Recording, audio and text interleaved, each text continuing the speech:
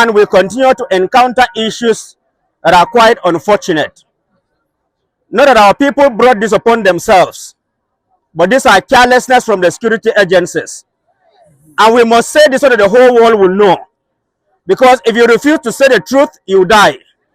If you say the truth, you also die. And I am ever ready to tell the whole world the actual truth. The last time we met in Jakarta, we buried our brother who was shot by the security agencies. As if that is not even enough. Today we are here to bury two brothers as well that were shot in their homes by the illegal act of the security agencies, most especially the soldiers. They came and killed them in their own homes.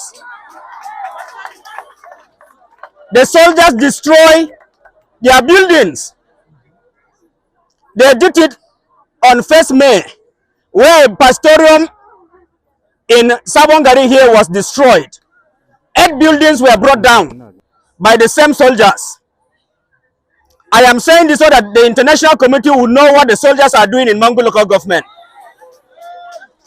I am saying this so that human rights organizations will also know what the illegal act being committed by the soldiers in Mangu local government. We are not troublesome people. It is only 2 groups of people that are fighting the Mogul people. The Fulani are fighting us. The soldiers are also fighting us. The Mogul man is known for peace.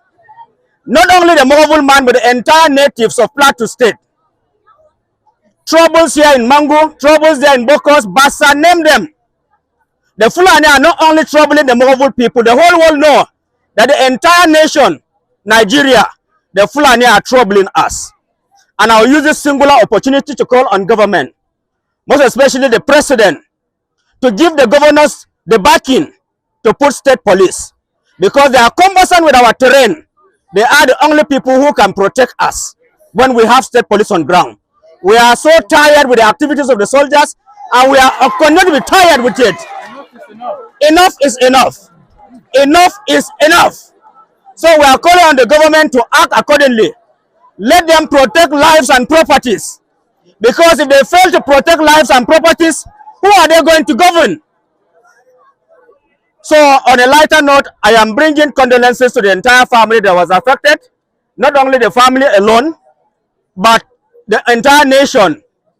I also thank Masari Kim and the Biram Youth Movement for standing by us to ensure that we bring this to the notice of the Human Rights Commission. We will take up this legal case.